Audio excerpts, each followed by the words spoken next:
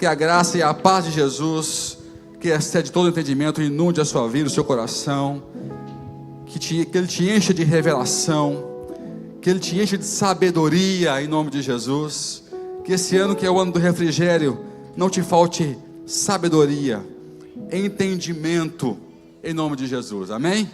Estou muito feliz, nós estamos com um ambiente gostoso, está linda a igreja, e eu tenho grandes perspectivas e expectativas para um crescimento em diversas áreas esse ano, em especial da igreja. Quem pode dizer amém? Da igreja. Deus vai te usar para atrair corações de pessoas que estão perdidas vão ver a luz do Senhor através da sua vida, em nome de Jesus. Palavras de louvor, palavras de adoração, o seu testemunho vai impactar vidas, em nome de Jesus. Só de você expressar o seu amor a Deus, isso vai impactar, vai chamar a atenção, e você vai ter a chance de anunciar que Jesus é a luz para a vida dela, em nome de Jesus, amém? Eu creio nisso. Quero continuar com o nosso estudo, quero ser breve, né? Tivemos um culto bem gostoso domingo passado, não sei se todos estiveram aqui. Falei sobre refrigério, né? Trouxe a raiz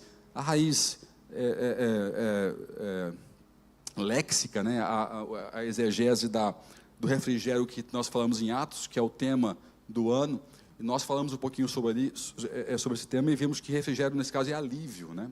É o alívio, e há várias coisas que precedem no texto antes de Deus dar refrigério, e falei ali sobre a questão do arrependimento, sobre o cultivar a presença de Deus para termos esse refrigério constante. Falei sobre o Messias, né? Pedro, quando está falando sobre o Messias, é onde gera esse texto, onde esse versículo nasce de uma situação de Pedro realizando uma cura no nome de Jesus, em frente à porta do templo, na Porta Formosa, e um assunto começa a surgir, há questionamentos entre o sinédrio, os sacerdotes, escribas em relação a Pedro, e Pedro começa a trazer ali uma pregação, e ele vai no centro, ele traz a referência de Moisés. Moisés anunciou que haveria um profeta, que seria como ele, e eu expliquei no domingo passado. Quem não esteve, eu recomendo que você veja essa pregação, já está no YouTube, toda a pregação completa. E Moisés disse, obrigado, um aplauso aqui ao nosso chefe aqui do culto. E Moisés disse que haveria um profeta como ele, que iria ter o mesmo ministério e poder que ele teve. Isso é tão comprovado que quando João Batista ele é revelado em termos de ministério, várias pessoas vão até João, no Jordão, onde ele batizava, perguntar: você é aquele que haveria de vir? Você é o Messias? Né? E ele anuncia que não era ele estava apontando: vai vir alguém maior do que eu. Então o que isso comprova? Que todos os profetas, todos os líderes religiosos, de Moisés até João Batista, observaram atentamente e nunca encontraram alguém que tivesse o ministério de Moisés, que era o de libertar e legislar. Foi onde eu expliquei. O Messias seria como Moisés, que podia libertar. Faça comigo: aliança. Aliança. Por isso que o Evangelho é a nova aliança. É a aliança renovada de Moisés. Ele tem o poder de libertar. A aliança liberta. Igual a aliança pascal mosaica libertou o povo do Egito, a aliança de Jesus, que é a nova aliança, que é a nova Páscoa, na data da Páscoa, liberta o Egito de nós. Entende? Nós saímos do Egito fisicamente, mas o Egito continuou na gente. Só você ler a Bíblia. Você vê que o pessoal saiu do Egito, mas o Egito não saiu deles. Eles levaram o Egito para onde eles foram, ao ponto de ter saudades do tempo que eram escravos, mas tinham algumas coisas. Então o Egito não saiu deles, porque estavam doutrinados nos princípios do Egito. Mas veio um outro legislador, que é Cristo, que pode dar um aleluia aí. E ele veio tirar o Egito da gente, na Páscoa, que ele pôde legislar. E você pode ver depois que Jesus ele legisla, quando ele adapta os mandamentos. Ele resume em 2: amai a Deus sobre todas as coisas, e amai o quê? ao próximo como a ti mesmo. Ele tá legislando. E em João, se eu não me engano, João 14 ou 13, ele fala: novo mandamento vos dou. Ele está o quê? Legislando. Novo mandamento vos dou, que amais uns aos outros, assim como eu vos amei.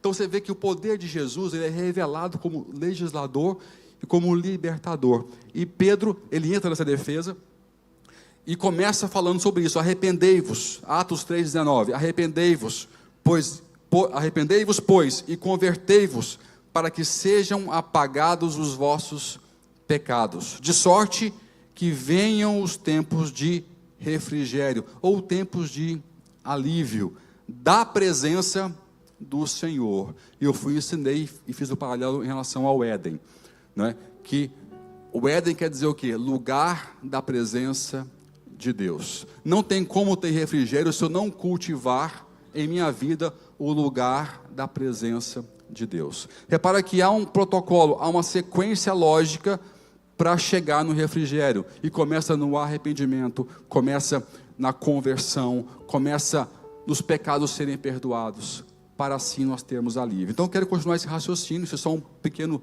resumo do que nós falamos na semana passada, para poder seguir aqui o nosso momento de hoje. Mas eu quero orar com você antes. Quero que você feche seus olhos, quero que você peça ao Senhor que Ele te dê revelação, sabedoria. Quero que você ore por mim, para que Ele me use para ser profeta na sua vida, para ser boca de Deus, para que o Espírito dele revele a sua palavra nesse momento e nos edifique com a sua unção e com o seu poder. Senhor, obrigado, Pai.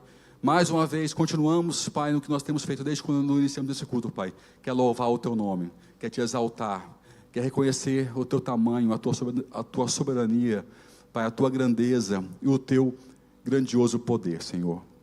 Nós Te amamos, nós Te exaltamos, Te amamos com o amor que sabemos amar. Não é amor perfeito, porque temos muitas falhas que nos prendem ainda em coisas deste mundo, mas queremos Te amar, queremos Te amar. Se nós não Te amamos como deveríamos amar, nos ajude, Senhor, porque queremos Te amar com amor perfeito, com amor, como o amor que foi na cruz revelado, Senhor, amor perfeito, amor sacrificial, amor que renuncia, amor que se consagra, amor que dá a vida pelo próximo, amor que ama o irmão, como o Senhor nos amou, porque já não é mais escolha, como eu expliquei há pouco, Senhor, é novo mandamento, é um mandamento.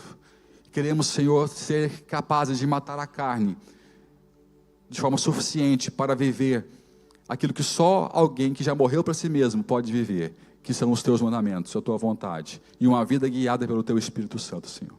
Pai, use a minha vida com graça e misericórdia mais uma vez, para levar a Tua revelação, palavra de sabedoria, unção, e o mais importante, Senhor, palavras que deem autoridade, porque a Tua igreja precisa prosseguir, mas com autoridade, com armadura, com poder para avançar, para que o mundo espiritual e o natural nos reconheça e nos respeite, e que possamos avançar, e que a cada passo o Senhor possa caminhar conosco, e o Teu nome e as evidências da Tua grandeza venham ser clarificadas, e sempre o Senhor glorificado em todo o tempo, em todo o percurso. Nós Te louvamos, Te adoramos, no nome de Jesus, amém e amém. Você pode aplaudir o Senhor?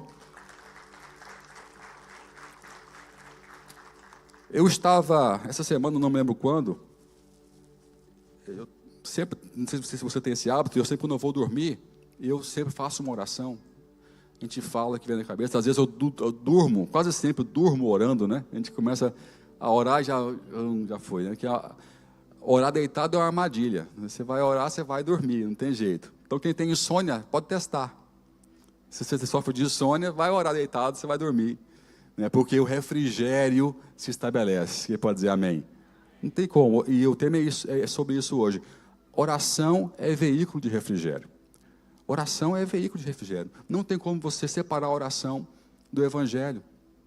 Nós falamos pouco sobre oração, nós recorremos pouco à oração, e uma coisa que Jesus fez em Mateus 6, Tiago, não esse Tiago, outro Tiago, o Tiago da Bíblia, ele corrige o povo em relação à oração, e eu quero falar sobre isso hoje, para ver o que nós podemos aprender, o que nós estamos fazendo de errado, que às vezes nós oramos e nada acontece, né? O refrigério, ele vem através da oração, né? O alívio vem da oração. Ninguém consegue viver sob pressão o tempo todo.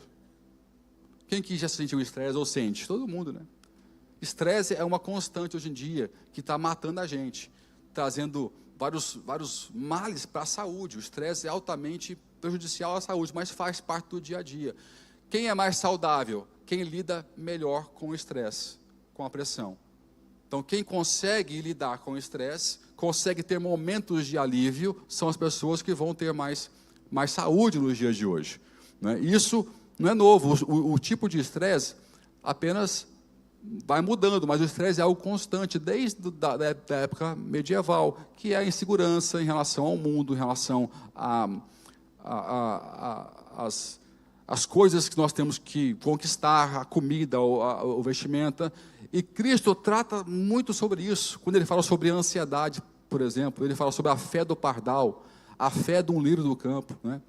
Ele fala, não sois vós mais preciosos do que um pardal, do que um pássaro, que não armazena, que não deixa em celeiros, mas o Pai Celestial dá o seu pão todos os dias, quanto mais vós, homens de pouca fé, né?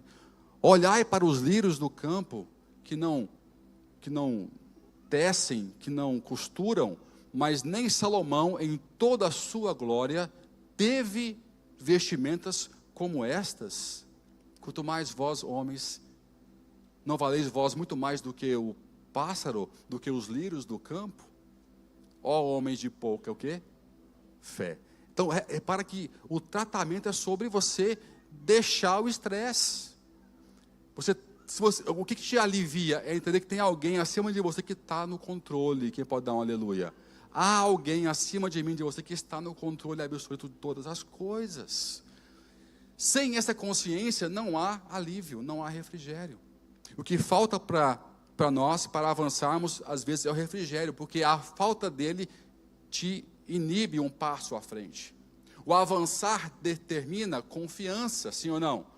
Você só avança com confiança. Ninguém que não tem refrigérios, nem que for momentâneos, não consegue avançar passos à frente. Quem não tem refrigério, ele estagna ou recua. Então repara que é fundamental uma alma que aprenda a ter alívio, a buscar alívio. No Senhor nós temos alívio, não tem jeito, não tem jeito. Só no Senhor nós conseguimos ter alívio, né? Em Tiago 4:3 nós temos esse alerta que fala: pedis e não recebeis, porque pedis mal, para o gastardes em vossos deleites. Tiago não está apenas trabalhando aqui a igreja que ele está pastoreando, mas ele está relembrando o que o próprio Jesus disse quando ele ensinou a orar. Lembra de Mateus 6? Vamos abrir lá em Mateus 6? Abra lá comigo, Mateus 6, a oração, o modelo de oração, repara que é um modelo. Ele está dando um modelo de como orar, não é uma reza. O nosso mal é tratar Mateus 6, 9, 13 como um mantra. Mantra não muda vida. Eu quero ouvir um amém. O que é mantra? É que você fica repetindo aquela coisa igual um mantra. E é exatamente isso que Jesus critica versículos antes. Coloca os versos anteriores a Mateus 6, 9, onde ele está dizendo: não fazeis como os gentios, que orais o quê? Repetidamente as mesmas coisas. Mas tu, quando orares, entra no teu... Pode deixar lá. E quando orares, não sejas como os hipócritas, pois se comprazem em orar em pé nas sinagogas e às esquinas das ruas, para serem vistos pelos homens. Em verdade vos digo que já receberam o seu galardão.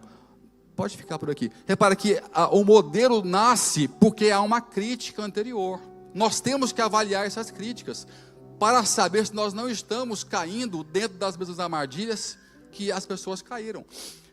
Repara que há um outro versículo, que não sei qual que é agora, que ele fala assim para os discípulos: se a vossa justiça não exceder a dos fariseus. Uau! Essa frase buga a minha cabeça.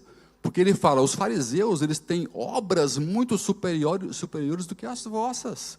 Se a vossa justiça não exceder a dos fariseus. Os fariseus eram um grupo altamente criticado por Jesus. Mas ele destaca uma qualidade, que é as obras positivas.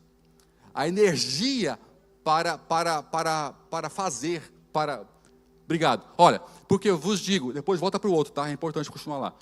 Porque vos digo que se a vossa justiça não exceder a dos escribas e fariseus, de modo nenhum entrareis no reino dos céus. Entenda isso.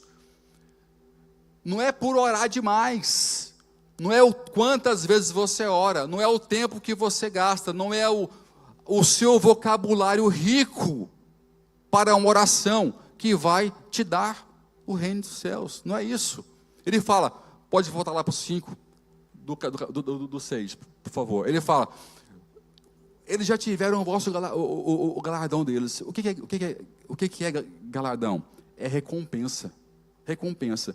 Qual que é a recompensa de quem quer orar, fazendo um vídeo no Instagram? Likes, ser visto, visualização. Se fosse hoje, ele diria, não se preocupe, porque eles já tiveram os likes deles, já tiveram as visualizações deles. Mas isso não vai levá-los para o reino dos céus. A recompensa deles é o reconhecimento terreno de que eles são homens de oração. Eles não querem recompensa celestial, eles querem recompensa terrestre, aplausos terrestres de que são pessoas santas e públicas na terra. Pena para eles, eles já tiveram a recompensa que eles queriam.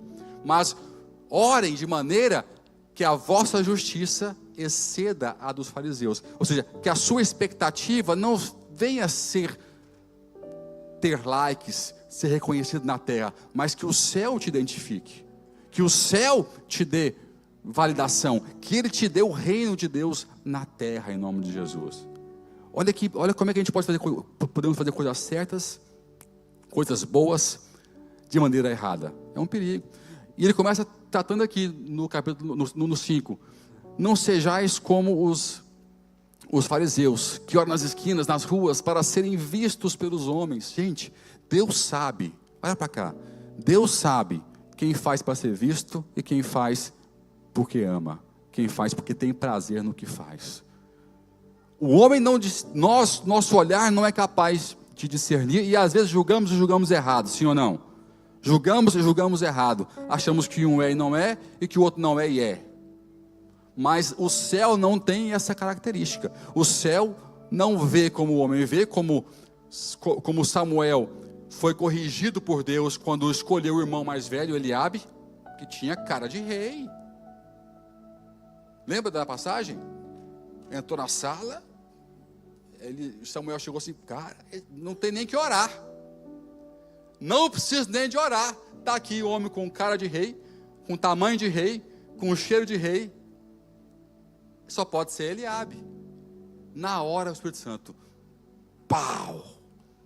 Não se deixe enganar. Eu não vejo como o homem vê. Aquele que eu escolhi não está aqui. Aí vem o menorzinho, sujo, fedendo. Que quem mexe com ovelha fede, viu? Um dia me cheira no final do culto. Me dá uma cheiradinha. Chega aqui perto do meu braço, está suadinho já aqui, ó. Dá uma cheiradinha. Pastor que mexe com ovelha tem cheiro de ovelha, e tem uns ovelhinhas que fede. Eu não te falando porque é para não te falar, mas tem uns que está fedendo. De manhã, já chega com CC, mas eu abraço, porque pastor quer abraçar. Tem cheiro de ovelha. Então, imagina Davi, cara, eu vivo numa região que tem pastores de ovelha, e às vezes eles param a rua, aquele tanto de ovelha, fazendo cocô na rua, assim, é uma cagação na rua o tempo todo, e fica hora até aquelas ovelhinhas tudo atravessar a rua, tudo para. Nós dentro do carro estamos sentindo o cheiro da ovelha lá fora. Imagina a roupa daquele pastor, imagina. Então, aí Davi está na sala, aquele cheirão de suor, aquele cheiro de ovelha, barba toda mal feita, descabelado, pequenininho, o mais novo da sala. Deus não vê como o homem vê. Eu quero ouvir um amém. Fala assim, ó, a moça no seu olho. Deus unge o meu olhar para enxergar com os teus olhos. Fala assim, eu não quero ser enganado. E os meus olhos têm o poder de me enganar. Me ajude a ter os olhos e o olhar em sintonia com o teu olhar, em nome de Jesus. Dê um aplauso bem forte ao Senhor. Estou saindo fora do que eu escrevi já, mas eu vou conseguir chegar no tempo certo. Aí ele continua para o sexto. Mas tu, quando orares, entra no teu aposento, e fechando a tua porta, ora a teu pai que está em secreto. E teu pai que vem em secreto, te recompensará publicamente. Isso aqui é um ato de fé. Quem tem fé não depende do local que ele ora. Ele sabe que ele está falando com alguém que o ouve, em secreto ou em público. E melhor que seja em secreto, porque ali é uma coisa entre você e Deus, e não entre você e o próximo. Versículo 7. E orando, não useis o quê? Mantra. Rezas decoradas. Isso aqui, ó, é uma crítica, porque é uma prática antiga e é uma prática atual. É um problema. Gente, pensa, Jesus, o Deus encarnado, está dizendo, não faça isso. Isso não chega no céu. Isso não passa do teto.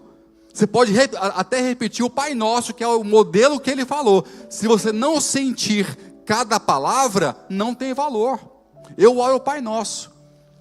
Como eu disse a você, eu fui orar há alguns dias atrás e comecei a orar o Pai Nosso, mas sentindo cada palavra. E aí eu interrompi, começou a nascer uma pregação na minha oração deitado. Por quê? Porque eu fui sentir cada palavra. Pai nosso que estás no céu, santificado seja o teu nome.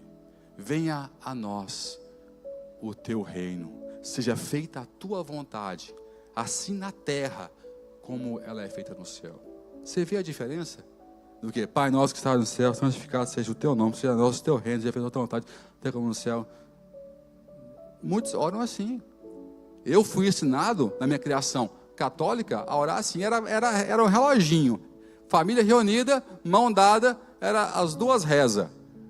Automático. Uma já ia para a outra da Maria. Automaticamente. Né? Eu nem sabia o que eu estava orando. A profundidade daquelas palavras. Era só uma o quê? Fala assim, vãs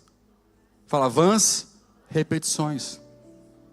Como os gentios, que pensam que por muito falarem serão ouvidos. Vamos passar, senão eu não paro de falar aqui.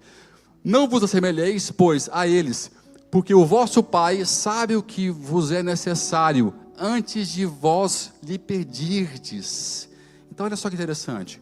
A oração não é sobre o que eu vou falar com Deus ou convencê-lo. É sobre eu alterar o meu corpo. É sobre eu alterar a minha mente. Você está dizendo que Deus sabe o que eu quero, então Ele não quer alterar Deus. Ele não quer que Deus queira me dar. Ele quer que eu me altere para Deus poder me entregar. Deu para entender? Vou repetir. Cristo está dizendo, não adianta você achar que você vai convencer Deus a te dar alguma coisa, porque Ele já sabe o que você precisa de ter. A oração que você vai fazer, vai mexer com você, para que você seja a pessoa, ou esteja no estado correto, para que Ele possa te entregar. Quero ouvir um amém. Esse é o simples segredo da oração. Simples e poderoso segredo da oração. É onde Tiago disse, pedis e pedis mal, para fazer segundo os vossos o quê? Deleites. Ele tá pondo de outra maneira o que o próprio Jesus colocou aqui. O nono agora. Não, continua aí. Isso, aí pode cair, nono. Portanto, vós orareis assim. Pai nosso, que estás no céu, seja... repara aqui. Repara, duas coisas que são interessantes. Ele fala, você não vai convencer a Deus te dar nada, porque Ele já sabe o que você quer. E outra fala, santificado seja o teu nome. A minha oração vai santificar mais a Deus? Não. Como é que a sua oração vai santificar algo que é santo? Porque no modelo da oração, ele fala, vocês irão orar assim, Pai nosso que estais no céu, santificado seja o teu nome. Venha a nós o quê? O teu reino. Fala comigo assim, dimensão, essência e poder. Repara que a petição nasce só depois. Ele fala, eu quero que você tenha sucesso, eu quero que a sua oração seja bem sucedida, mas você não pode começar ela como os gentios começam. Ele critica modelos anteriores e te dá um modelo correto. Ele fala, não adianta você iniciar pedindo, ou repetindo, ou para ser visto. Inicia de maneira correta, ou seja, inicia dimensionando Deus corretamente. Repara uma coisa, a fé tem a ver com a dimensão do seu Deus. Por vezes parece que para algumas pessoas o Deus que eu sirvo é mais pequeno, porque ela não consegue dimensionar o seu tamanho. Nossa mente não dá para dimensionar Deus totalmente, mas quando você começa a pensar o tamanho dele, os seus feitos, que ele criou os céus e a terra, que ele é o Deus infinito, todo-poderoso, onisciente, onipresente, onipotente, aquele que abriu o mar vermelho, aquele que parou o sol, sua mente vai o quê? Vai abrindo, né? Aquele que fez, que fechou o céu 3 anos e fez chover quando um profeta abriu a sua boca, aquele que levantou dos mortos Lázaro, que levantou Jesus Cristo dos mortos ao 3º dia. Você vai dimensionando. Pai nosso que estás nos céus. Os céus aqui não é o céu que você vê, é algo além daquilo que você consegue imaginar. Se o universo é grande, ele tem que ser maior, porque fala a Bíblia que tudo isso cabe o quê? Na palma das suas mãos. Fala a Bíblia que ele pode contar todos os fios do seu cabelo. Para alguns é mais fácil, porque não tem nenhum. Mas ele pode contar se tivesse cabelo. Está todo desconfiado ali, ó. Ele pode. Aí você começa a dimensionar o tamanho de Deus, antes de pedir, antes de falar com Ele. Dimensão, depois você vê o que? Essência, santificado seja o teu nome. Ou seja, é importante a gente, para que tenhamos refrigério, saber quem Ele é, a sua essência, que Ele é santo. Repara que uma das coisas que você vê, quando você vai estudar a escatologia, que é a igreja no céu, é que se ouve relatos de que os anjos cantam o quê? Santo, santo, santo é o Senhor. Por que isso, gente? Isso nos dá o enquadramento mental da sua essência. E geralmente nós somos parecidos com quem adoramos. Não buga não, sai aqui. Nós somos parecidos com quem nós adoramos. Se você adora um ídolo que não fala e que não vive, você vai se tornar parecido a um ídolo que não fala e que não vive, que não sente, que não tem poder. Você se torna parecido com aquilo que você adora. Se eu entendo que na sua essência Deus é santo, santíssimo, totalmente santo, a minha tendência é também ser o quê? Santo. Paulo disse, sede santos. Jesus disse, sede santos como eu sou santo. E Paulo disse, sejais os meus imitadores como eu sou de Cristo. Se você não consegue imitar a Cristo, porque não ouviu, me imita. Porque até com os meus erros, você vai aprender. Olha que moral que Paulo tinha. Como quem dissesse, pode até imitar os meus erros, porque eu erro já chorando, eu já erro pedindo perdão. Se você errar o que eu erro, pede também perdão como eu peço. Se arrependa como eu me arrependo. Então, sede santos como eu sou santo, ou seres meus imitadores como eu sou de Cristo. Então, dimensionar é importante e entender a sua essência. Jeremias, sabe, Jeremias 23, 24. Mas quem se gloriar, glorie-se nisso, em me compreender, em me conhecer.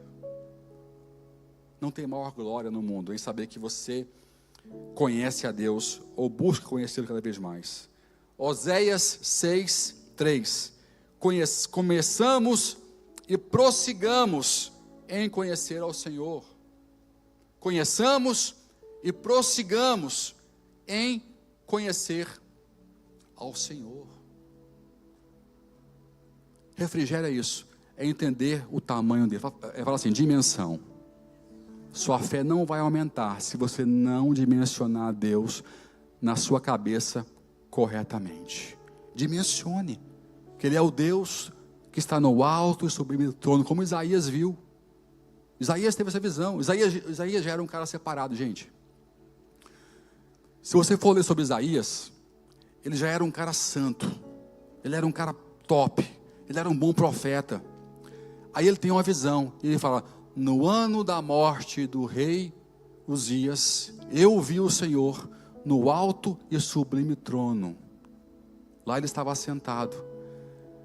Aí ele fala depois: e vi que eu era um homem que de lábios impuros. O profeta Isaías, que já era um cara top, ele fala: eu vi que eu era um homem de lábios impuros. E ele pegou uma brasa viva e tocou na minha língua e me santificou. O que foi que mudou Isaías? Foi a segunda frase do Pai Nosso: santificado seja o teu nome.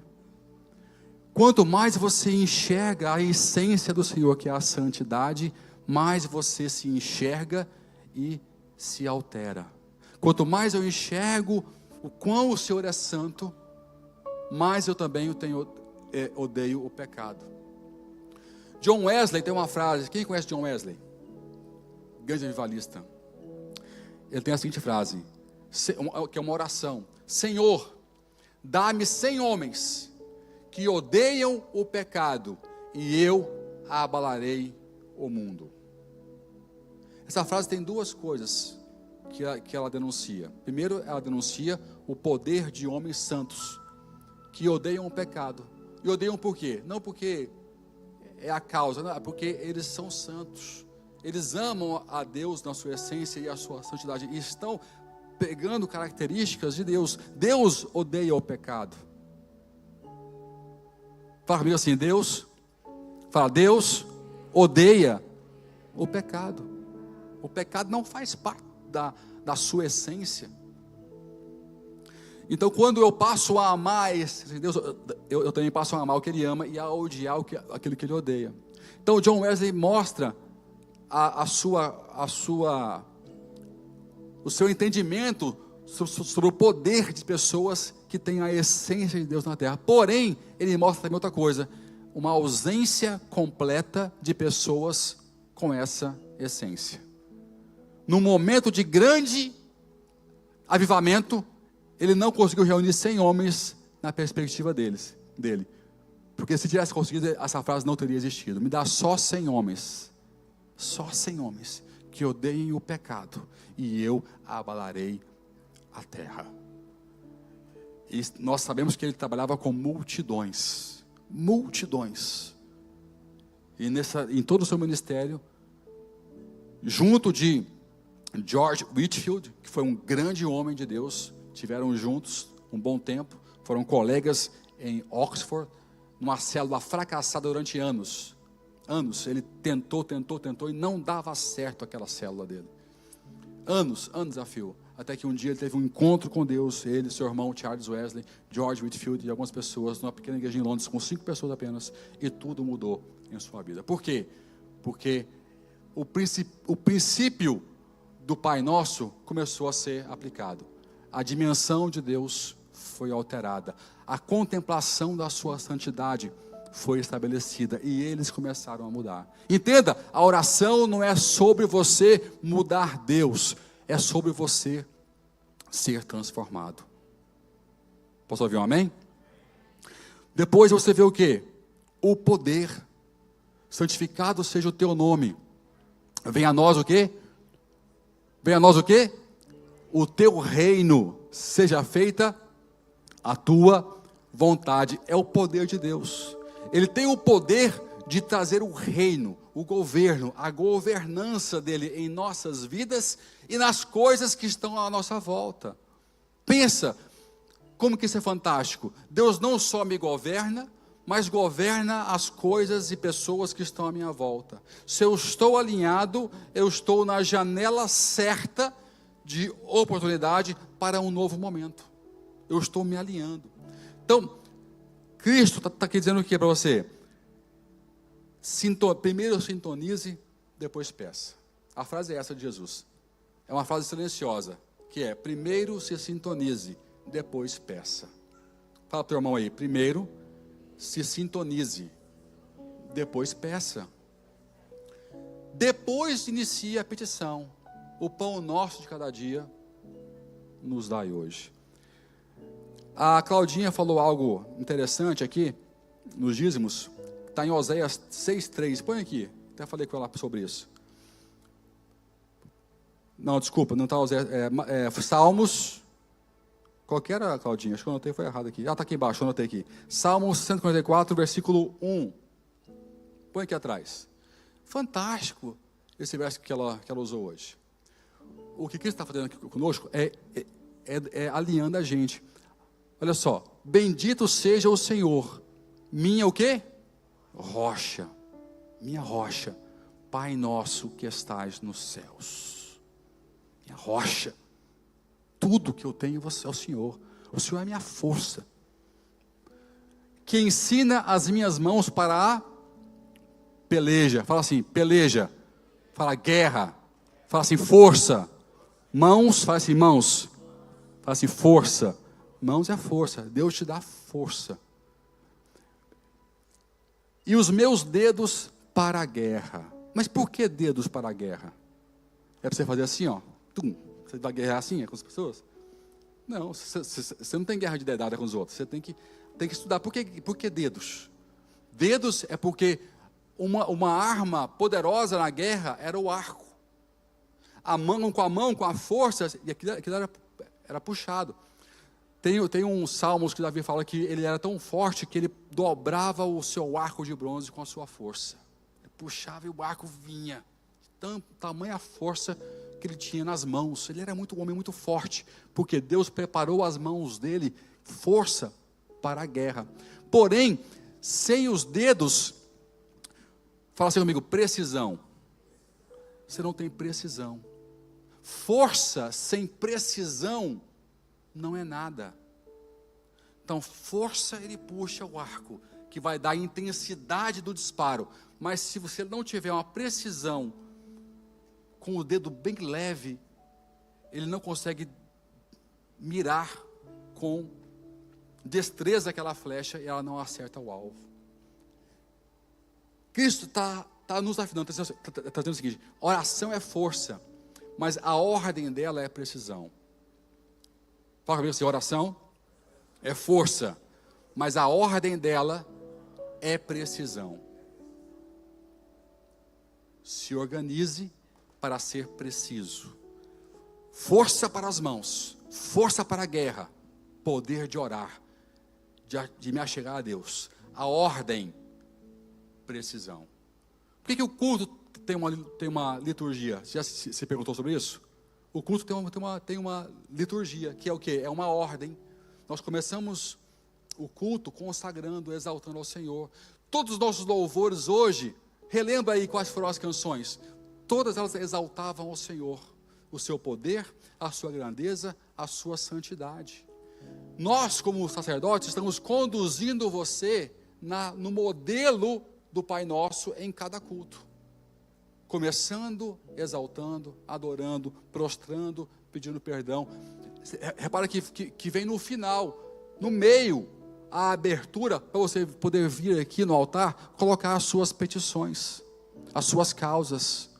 Mas antes, nós, guiados por Deus, obviamente, guiamos você para o modelo correto, sintonizando. Por essa razão, a atmosfera muda. Ah, pastor, então é por isso que aqui não é igual lá em casa às vezes? É por isso, porque aqui a ordem ela é conduzida por uma liderança que Deus ungiu. Na sua casa é de qualquer jeito. Não tem ordem, não tem critério. Não tem critério. E aqui você entende isso, que Jesus está nos afinando, dando força para a batalha e precisão para a guerra, precisão para acertar o alvo. Então, dimensão, essência e poder. Primeiro se sintonize, depois você peça. João 17, 3 fala o seguinte: esta é a vida eterna, que te conheçam, a ti, o único Deus verdadeiro, e a Jesus Cristo, a quem enviaste. Eu gosto muito do que eu li anteriormente, que é Oséias 6,3. Conheçamos e prossigamos em conhecer ao Senhor. Como é que está o seu alvo para esse ano, para conhecer mais a Deus? A sua dimensão, a sua essência e o seu poder. Como é que está a tua sede, a tua vontade, para se aplicar nisso? O nosso refrigério está condicionado a esse protocolo, a esse modelo que Cristo nos dá. Eu fiz uma comparação, porque se você for organizar o Pai Nosso em duas categorias, nós temos duas categorias aqui. Temos momentos de quê? Fala assim comigo, entrega e de, faz assim, petição. Fala assim, entrega, petição. Quando você ora o Pai Nosso, você está entregando para Ele a dimensão. Deus, eu reconheço a tua dimensão. Eu estou te entregando a tua dimensão. Parece óbvio, mas eu estou me ajustando, porque eu estou lembrando o tamanho que o Senhor é. Estou entregando a Ele o quê? A essência. Estou reconhecendo quem Ele é. Estou entregando a Ele o quê? O poder. Eu conheço, eu entendo o que Ele pode fazer se Ele quiser fazer. E se eu deixar Ele fazer. Embaixo, no final, tem a doxologia. Põe lá embaixo o último versículo. Que deve ser o 13. 13.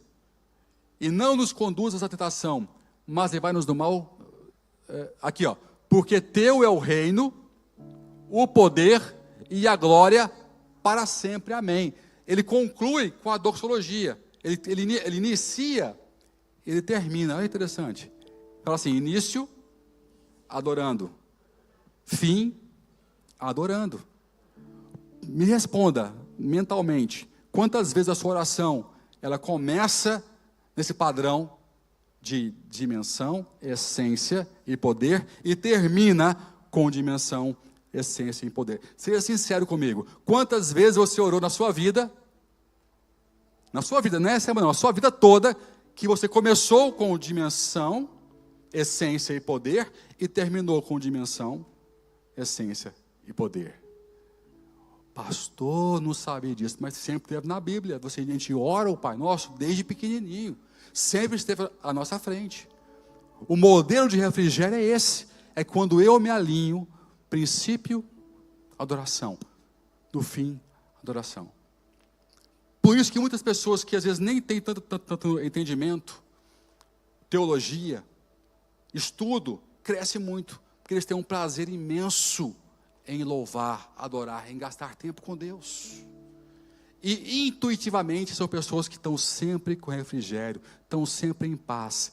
A paz que excede o quê? Todo entendimento. 1000 cairão ao teu lado, 10.000 à tua direita, e não serás o quê? Atingido. Gente, isso é refrigério. Paz não é ausência de problemas, é como eu estou no meio do problema, é como eu me sinto, é como eu me comporto, é como eu reajo quando a crise chega. Isso é paz.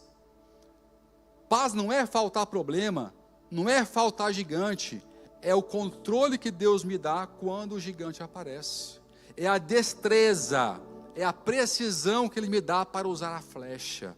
Não é só a força para evitar a guerra, mas a precisão para usar o arco, para libertar a flecha. Isso é paz, isso é refrigério. E eu fui fazer aqui uma equação para ver quantas frases nós temos de petição e quantas nós temos de entrega.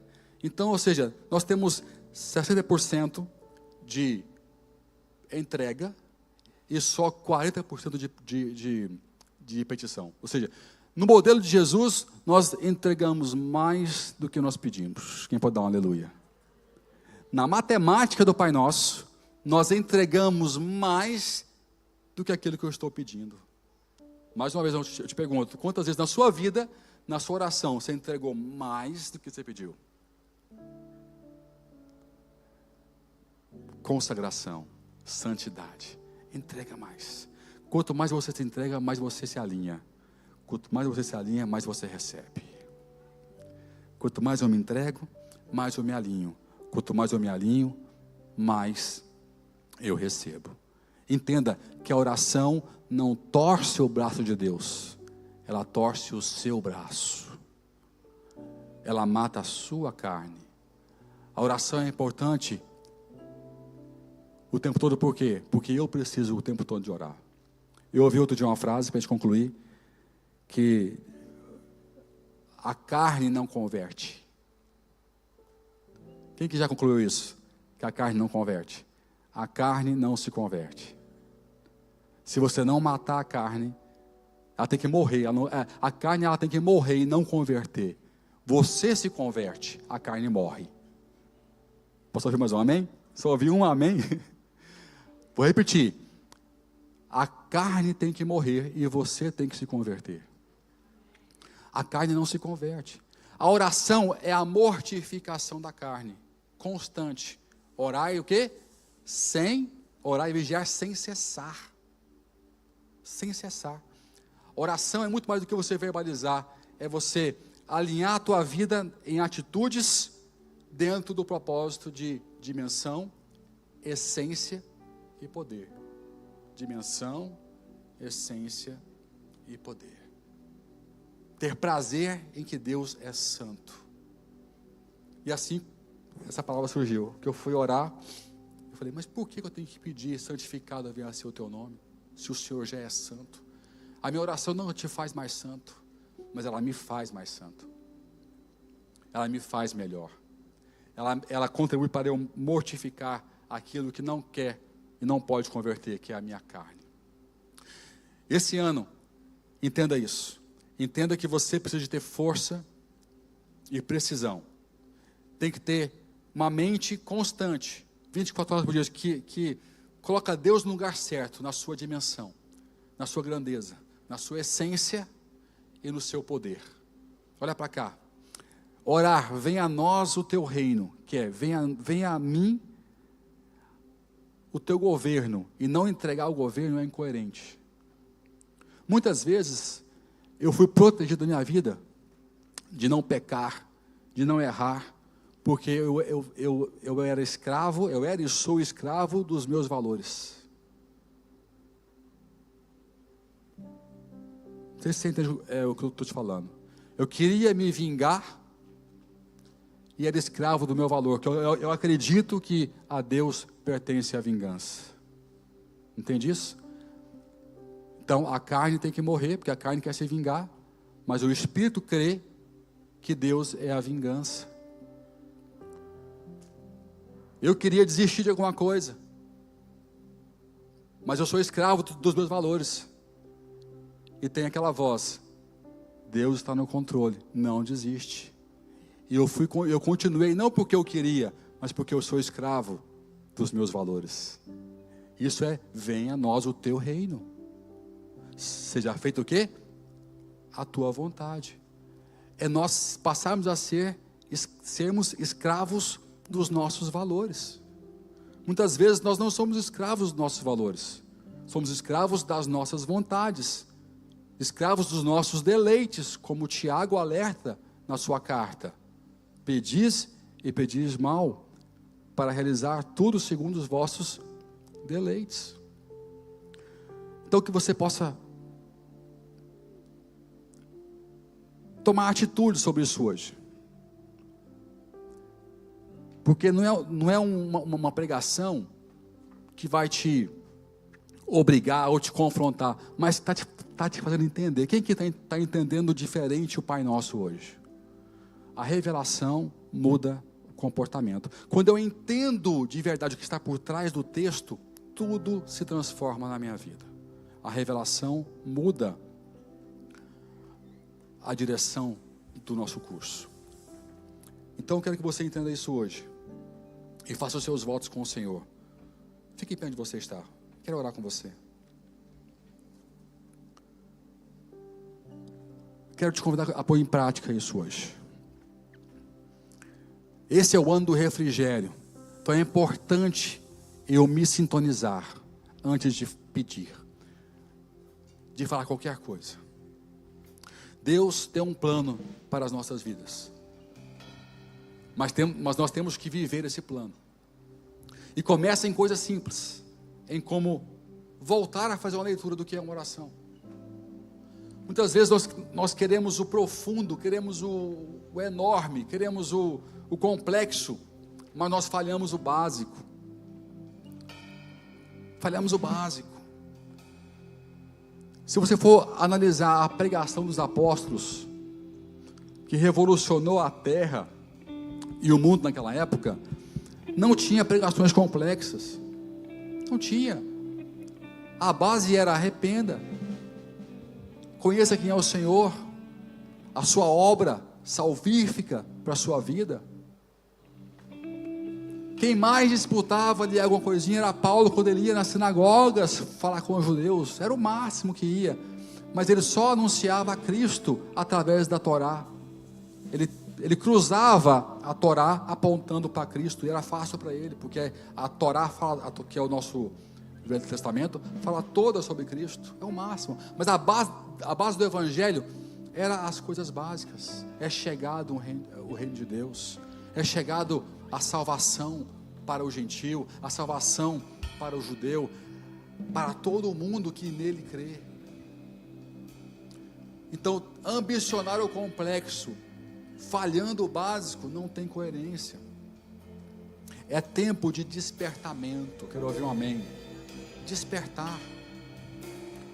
Eu tive um sonho estranho outro dia com a igreja, onde algumas pessoas estavam dormindo na igreja. Dormindo. E havia uma grande ausência de liderança na igreja. Eu comecei a falar com alguns de forma individual. Desci do púlpito, comecei a chamar cada um pelo nome, e começou a haver um grande avivamento. Violão surgiu no meio do culto, o povo cantando e tudo mais, mas não tinha um líder para abraçar. Não tinha um líder para controlar os excessos, porque quando a igreja cresce muito, os excessos começam a acontecer. E não tinha um líder para discipular. Por quê? É tempo de despertar. É tempo de despertar. Eu quero te convidar a despertar. Talvez você veio para cá porque você queria muito alguma coisa. E você leu aqui hoje. Deus sabe o que você precisa, e Ele tem a intenção de entregar, porque Deus não é torturador. Se Ele sabe que te falta alguma coisa, Ele está pronto para entregar. Ele é um pai que dá tudo que você pede. Ele fala: se vós que sois maus, palavras de Jesus, tá? Vós que sois maus, sabeis dar boas dádivas aos vossos filhos, quanto mais o vosso Pai Celestial. Ele fala: se vós que sois maus, se o seu filho te pedir pão, você vai dar uma pedra? Você vai dar um pão. Esse é o exemplo que Jesus usa. E se você, que tem a sua essência de maldade plena, consegue dar para o seu filho o que ele pede, quanto mais Deus, que na sua essência Ele é o quê? Santificado seja o teu nome. Então Ele sabe o que você quer. Ele está apenas para ele realizar o que você quer. Dimensione. Proclame a essência. Reconheça o poder. Esse é o culto que vai mudar a tua vida, que está te lembrando que você já sabe, que Ele é todo poderoso, Ele é eterno, Ele é bendito, Ele é o Jeová Rafá, o Jeová Jireh, o Jeová Nissi, meu escudo, minha bandeira, meu refúgio e a minha fortaleza. Ele é o Senhor, Ele é infalível, Ele nunca erra e nunca vai errar. Dimensione na sua essência. Diga: santo, santo, santo é o Senhor. Diga: santo, santo, santo. Ensaia o céu, fala: santo, santo é o Senhor. Abre tua boca e fala: santo, santo é o Senhor. Louvado seja o teu nome, elogiado seja o Senhor, hoje e eternamente. Que minha carne proclame a tua grandeza e a tua santidade, em nome de Jesus. Diga: santo, santo, santo é o Senhor. Põe a mão pro alto assim e fala: santo, santo é o Senhor. Que eu venha ser santo, Senhor. Diga: que eu venha ser santo, como o Senhor é santo. Diga assim: o teu poder é real, é eterno e é absoluto. O Senhor é o Todo-Poderoso. O Senhor não tem poder, o Senhor é o poder. O Senhor é a plenitude de todo o poder, em nome de Jesus.